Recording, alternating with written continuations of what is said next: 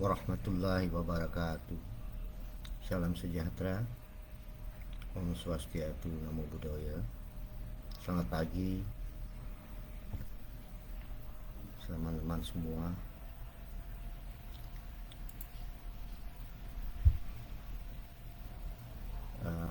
Semoga hari ini membawa kebaikan, kesejahteraan, kesehatan, dan keselamatan untuk kita semua. Saya ini nggak biasa siaran langsung, soalnya paling nggak pede. Cuman kadang-kadang ada beberapa hal yang ingin saya sampaikan.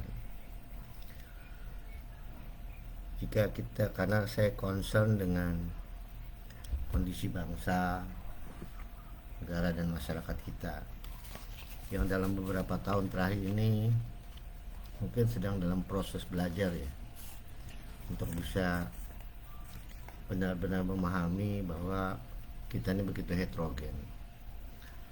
heterogen,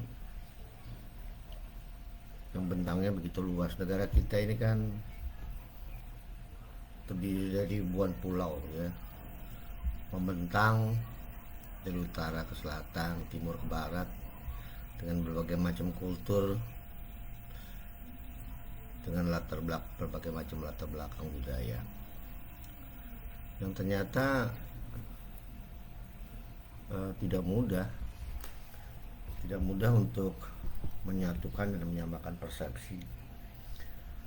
Karena itu sebenarnya kita harus belajar menghormati dan mengapresiasi para founding fathers kita lah, para pemimpin-pemimpin kita yang lalu yang mampu menyatukan bangsa ini secara utuh untuk bergerak ke arah kuadran kemajuan.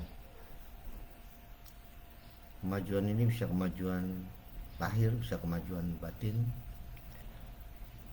kemajuan moral, kemajuan material, kemajuan spiritual, kemajuan intelektual. Sebenarnya itu kan cita-cita kita semua.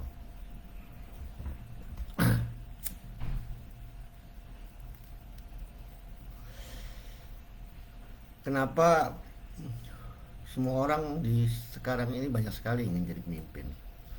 Semuanya merasa pantas dan layak jadi pemimpin. Padahal jadi pemimpin itu susah, sangat sulit.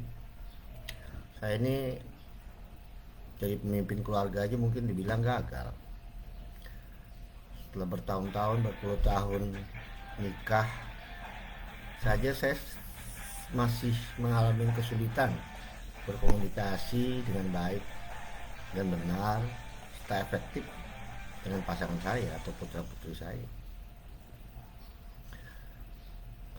Karenanya saya belajar menghargai orang yang bisa jadi leaders, jadi pemimpin yang baik, dan itu kualitas yang hebat lah. Dan saat ini langka menurut saya.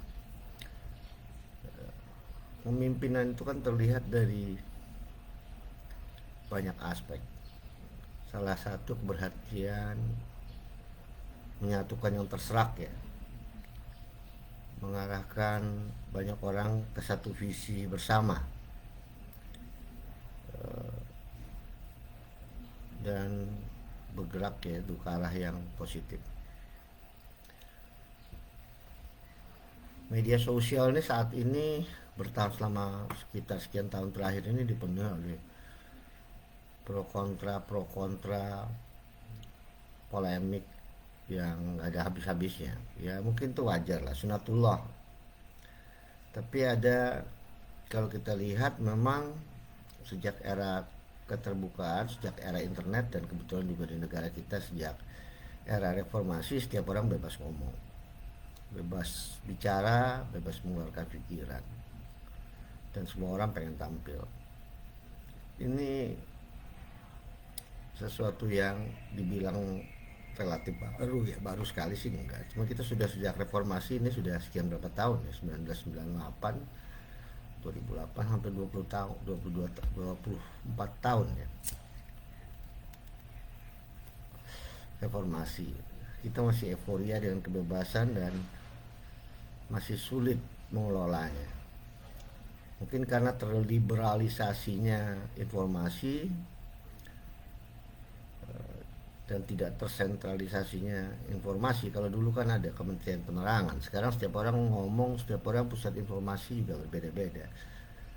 Sekarang masyarakat yang nonton TV sama yang nggak nonton TV, saya nggak tahu perbandingannya berapa persen, tapi sebagian besar generasi muda mungkin nggak, mulai meninggalkan televisi dan beralih ke handphone. Ini juga dinamika sosial budaya yang dan akhirnya merembet ke masalah politik dan ekonomi juga yang baru lah, relatif baru lah untuk dunia.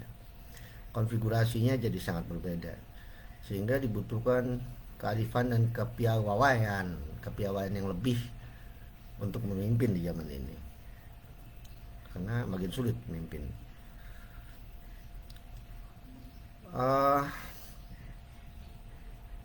Kalau saya bikin lelucon, negeri kita ini sekarang seperti ada dibagi dalam kelas ya, kelas kerbau dan kelas kambing. Kerbau ingin ngomong sama kambing, kambing ingin ngomong sama kerbau, dua-duanya nggak memakai bahasa yang berbeda. Itu jadi persoalan. Akhirnya kelas kambing dan kelas kerbau ribut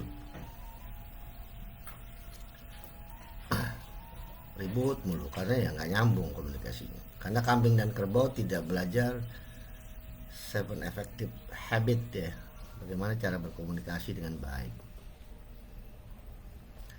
Jadi soal urusan apa aja ribut.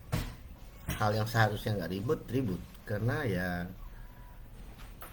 gagal untuk saling berkomunikasi, bahasanya nggak sama, gagal untuk saling memahami dan memilih prioritas. Kasarnya gini, kalau fitness itu kan bagus ya, ngangkat beban itu bagus. Tapi kalau orang yang belum pernah sama sekali fitness langsung disuruh ngangkat beban yang berat, ya otot-ototnya rusak mungkin. Jadi untuk mengintroduksi sesuatu ya juga perlu tahapan-tahapan, artinya perlu siap lah. Orang kalau belum siap dipaksakan ya akan terjadi goncangan. Jadi intinya saat ini ilmu dan kearifan itu menjadi sangat relevan untuk mengelola perbedaan, untuk menyamakan visi, menyamakan persepsi. Itu yang saya lihat yang menjadi banyak masalah pada saat ini. Saya pikir itu aja pagi ini. Semoga sahabat-sahabatku semua dilimpahi kebahagiaan dan keberkahan. Selamat pagi. Assalamualaikum warahmatullahi wabarakatuh.